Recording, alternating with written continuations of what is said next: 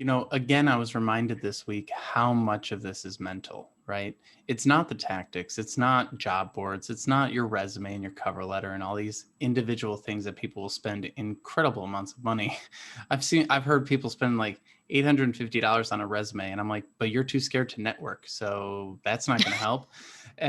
Oh, And so, you've got these situations where we so focus on these external factors, right? And I love that you're sort of allowing people to break away their identity from their job a little bit, because the story in our head becomes so critical. I actually, speaking of the kind of how much of this is mental, I have a student right now who is the most driven, has multiple interviews this week, is just like, I'm going to get up, whatever you tell me to do, I'm going to double it kind of mentality.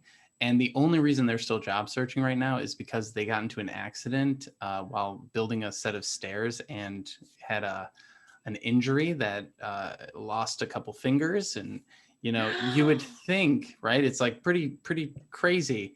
When I heard the story, I was like, what happened? I was like, this is a real left turn in the call.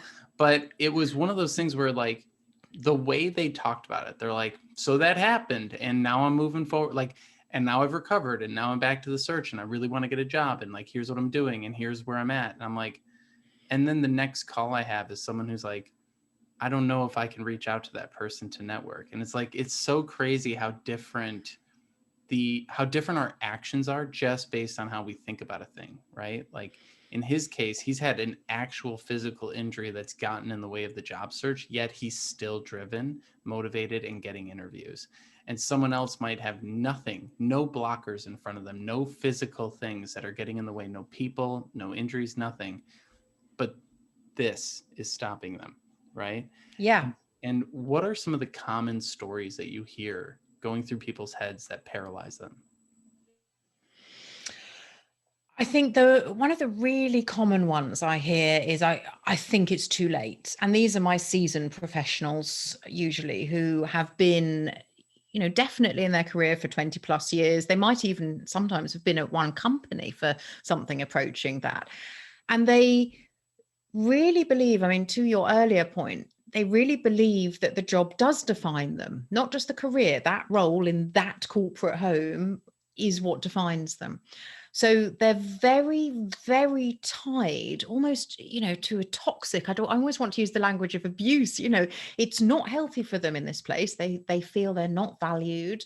There's possibly some ageism somewhere, going on that they feel victim of, and yet trying to get them to sort of open their mindset to more of a agile career mindset, to move into career redesign and look at all the transferable benefits they could bring from that wealth of experience to another company at least, but possibly sector, possibly something solopreneur, entrepreneurial.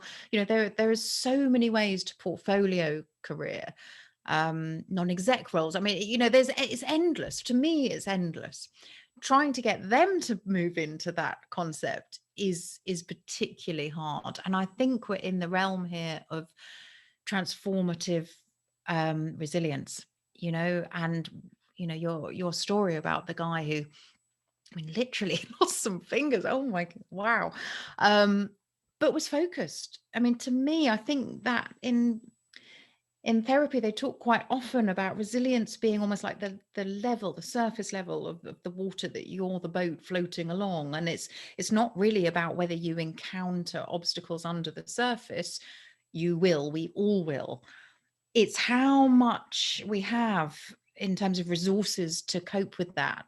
And that's the answer to, do setbacks actually set us back? And I think that is really, really key. I think the other story I notice is for people who've been made redundant. And I think I mean, my heart just goes out to them every time. They're reeling from what I call career grief, and they're in no place to be redesigning their career and trying to be excited about anything at all, because they can't even see how they would turn the page, let alone rewrite the next chapter. And I think that's another one of those stories that can trap us. We've been rejected from that thing we do, that you're quite right. Too many people feel they're defined by that thing they do. And the truth is, we're all more than the work we do. And there is always another chapter, so long as you turn the page. You don't have to know what's on the page. You just have to be doing that piece, the active piece. So I think those are the two real absolute standouts for me. But I think you're right that the common theme is it's kind of like a fill in the gaps for people, isn't it? Everyone's Yeah. got their own one. Well, and I like what you said earlier, where it's like, you might change your job, but you haven't changed your perspective or your process or your story or anything. So you're just in the Mm. same problem in a new place, right? Wherever we go, we bring ourselves with us, right? So until we actually start addressing our view of our career, we're not going to, even if we change companies, we're not going to quote unquote solve anything.